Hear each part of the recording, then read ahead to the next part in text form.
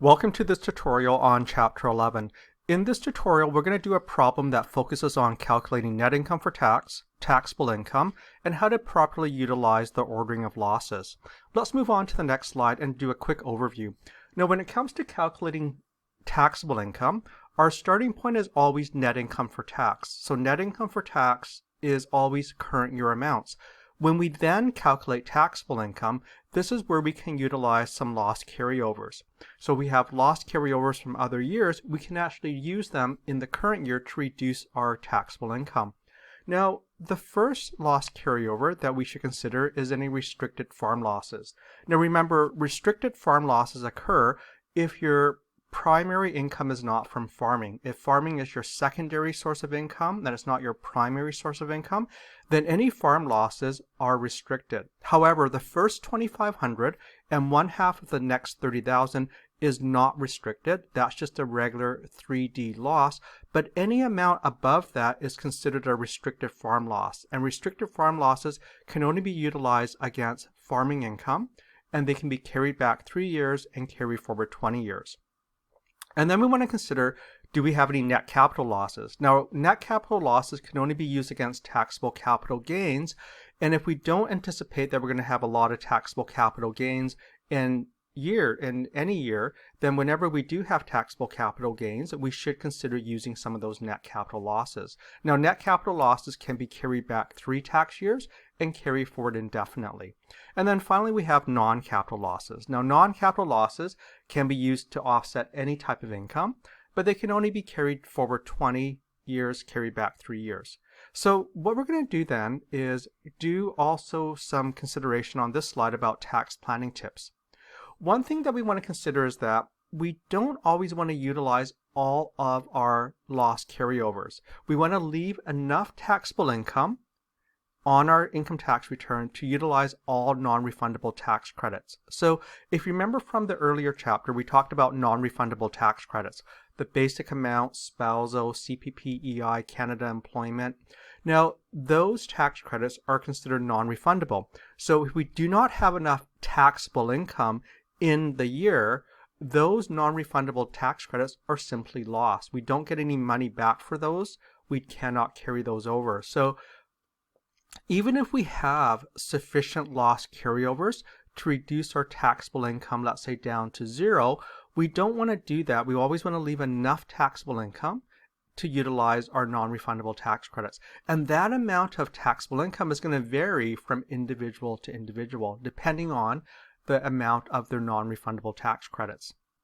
Then we also want to consider, if we are going to use loss carryovers, which one should we use first? Now, as I mentioned earlier, generally we want to use those loss carryovers that are restricted to the type of income we can use them against. So generally we want to first consider, can we use our restricted farm loss? Because we can only use those against farm income.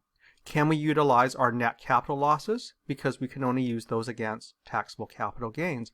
But we also want to consider when the non-capital losses will expire. Remember, in the year that the non-capital loss is generated, it can be carried back 3 years, carry forward 20.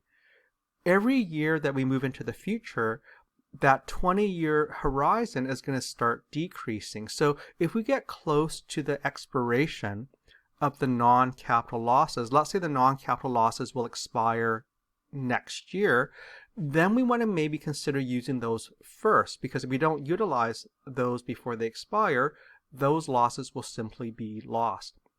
Then we want to carry back losses as well. If we generate, let's say, a non-capital loss this year, and we had lots of taxable income last year, we can go back to last year and carry some of that loss back to last year to reduce last year's taxable income, hence reducing last year's taxes.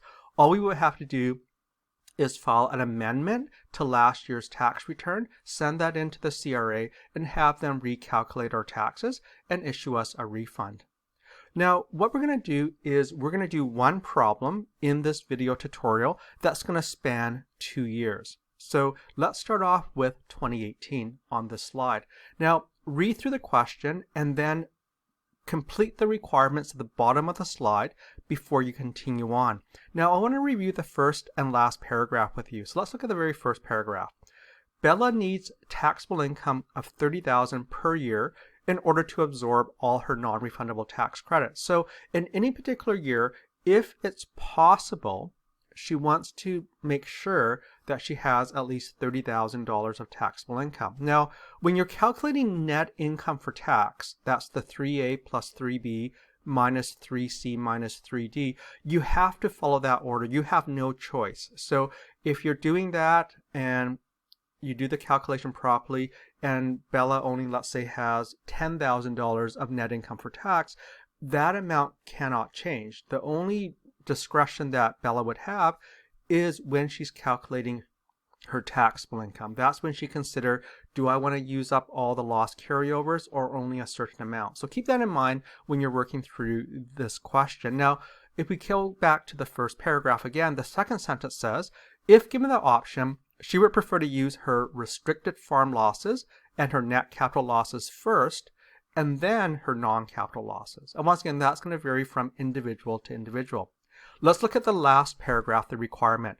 What you need to do for 2018 is first calculate her net income for tax purposes, then calculate her taxable income, and then indicate, are there any loss carryovers at the end of the year? If so, what's going to be the carry back and carry forward period? So pause the video here. Once you've done the requirement, then resume the video to compare your answer for 2018. Okay, let's look at the solution for 2018. On the next slide, the first requirement was to calculate her net income for tax purposes. We start off with 3A. She has net employment income of $15,000. Now remember, 3A includes positive amounts of employment income, business income, property income. It could also include things such as social assistance received, workers' compensation board payments received, pension income received, spousal support received as well. In Bella's case, she has 3A of $15,000. Then we go to 3B, excess of taxable capital gains over allowable capital losses. Now, there is no excess. Remember, her capital loss was $64,000. So wording is important. Capital loss is the full 100% amount. Her allowable capital loss would be $32,000. And once again, there's no excess because it's a negative amount. So we do a subtotal. Then we go to 3C. Does she have any deductions related to spousal support paid, childcare expenses, moving expenses, or RRSP deduction? There's none of those amounts, so her 3C would be 0. And then 3D. This is where we have to calculate the amount of the farm loss that is unrestricted. Remember, we said that the first $2,500 and 1/2 of the next $30,000 is unrestricted. What that means is that this $6,500 is deductible in the current year just as a regular loss. Now, once again, she does not have $30,000. So in the second part of this equation, we just take 1/2 of the next $2,500. Well, her total loss is $10,500.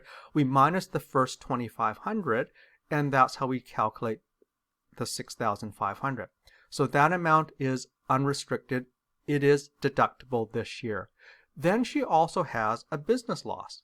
And so when we do the calculation, there's a negative amount. So remember, we said earlier on in our earlier tutorial that you can never have a negative net income for tax. So her net income for tax is going to be 0. Now, because her net income for tax is 0, her taxable income is going to be 0 as well. So once again, there's no discretion when you're calculating net income for tax purposes. You must follow the specific rules. Because again, her net income for tax is 0, her taxable income would be 0 as well. Now, let's consider what loss carryovers she has. Well, she has a net capital loss carryover. Remember that capital loss of $64,000, half of that, the $32,000 allowable capital loss? She did not use any of that. So that $32,000 becomes a net capital loss carryover. Now, once again, net capital loss carryovers can only be used against taxable capital gains. At this point in time, she could carry that back 3 years if she had taxable capital gains in the prior 3 years, or she can carry forward indefinitely. Now, in the question it says that she cannot carry back any losses. So we're not going to carry anything back because the question clearly stated that she does not have any ability to carry back losses. Maybe that she had no income in those previous 3 years. Then we go to the restricted farm loss. So remember, her total farm loss was $10,500. She used up $6,500 this year as an unrestricted farm loss. So the difference that she was not able to use, the $4,000, becomes a restricted farm loss. The $4,000 restricted farm loss can only be used against farming income, either in the prior 3 years or in the future 20 years. So those are the loss carryovers for the first two amounts. And then she also has a non-capital loss carryover. Now, if you look at the calculation of net income for tax purposes above, the subtotal after 3A and 3B was $15,000. We minus the $6,500. We minus the $53,500. We have a negative $45,000. But because we cannot have a negative net income for tax purposes, that negative $45,000 becomes a non-capital loss carryover, and she can use that against any income in either the prior 3 tax years or the future 20 tax years. So that's a summary of her loss carryovers. Let's move on to 2019. So this is a continuation, so keep in mind all those loss carryover balances that you just calculated, and now we're going to move into 2019. Read the question for 2019, also calculate her net income for tax purposes, her taxable income, and then also any loss carryovers at the end of 2019. So pause the video here and then resume the video once you've completed your answer. Okay, let's move on to the solution. On the next slide, we're going to calculate Bella's net income for tax. Now remember, we start off with 3A. In 3A, she currently in 2019 has net employment income, net business income, and also her farming income. Then we add 3B, the excess of her taxable capital gains over her allowable capital losses. Now remember, her capital gain was $44,000, so half of that, 50%, is $22,000. That's her taxable capital gain. Now once again, this is all current year amounts. In the current year, she does not have any allowable capital losses, so 3B is $22,000. Do a quick subtotal, then we go to 3C. There is no amounts for 3C or 3D, so then we can go directly to her net income for tax, which is $61,000. Now, once again, that's based on current year amounts. There's no discretion as to how she calculates that amount. That amount has to follow the rules strictly. Now we have some discretion. When we calculate taxable income, we now can consider all those losses that were generated last year, which can be carried over to a future year. So let's start off with what she wants to do. She wants to consider, first of all, can she use up any of the restricted farm loss and the net capital loss carryovers? Well, let's look at the restricted farm loss first. She can use up $3,000 of the restricted farm loss from last year because she has $3,000 of farming income. Now, even though her restricted farm loss is $4,000, only $3,000 can be used because restricted farm losses can only be used against farming income in that future year. Then we consider, can she use up any of the net capital loss carryover? Well, yes, she can use up $22,000. And once again, the reason is because she only has $22,000 in taxable capital gains this year, and net capital losses can only be used to offset taxable capital gains. Now, the final question is, how much of the non-capital loss carryover can she use? And this is where tax planning comes into play.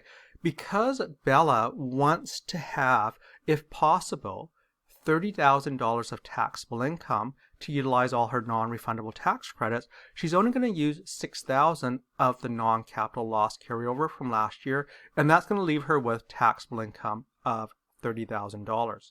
So that's the calculation for taxable income. Then we're going to move on to the next slide and look at the loss carryovers. So let's update the loss carryover balances. Let's start off with the net capital loss carryover. So in 2018, at the end of 2018, she had $32,000 in net capital loss carryovers. This year she used up $22,000, and so there's 10,000 remaining. Now this 10,000 remaining can only be used in other tax years against taxable capital gains. Now because we are now in 2019 and this loss originated from 2018, 1 year has passed. So now this amount can only be carried back 2 years, but can be carried forward indefinitely because 1 year has passed from when the loss originated. Then we move on to the restricted farm loss. Once again, at the end of 2018, it was 4,000. We used up 3,000 this year, so there's 1,000 remaining. Once again, this can only be used against farm income in another tax year. Now, with the restricted farm loss, once again, it originated in 2018. Now we're in 2019, 1 year has passed, so this amount in 2019 can now only be carried back 2 years and carry forward 19 years. Then we get to the non-capital loss. We had 45,000 at the end of 2018. This year we used up 6,000, so there's 39,000 remaining for the non-capital loss carryover balance. This amount can be used against any income. Now, once again, because 1 year has passed from when the loss originated, this balance of 39,000 can be carried back now only 2 years and carry forward 19 years. So even the years need to be updated as well every year that passes. So that brings us to the end of this tutorial on calculating net income for tax, taxable income, and the ordering of losses. Good luck with your studies, and we'll see you in the next video tutorial.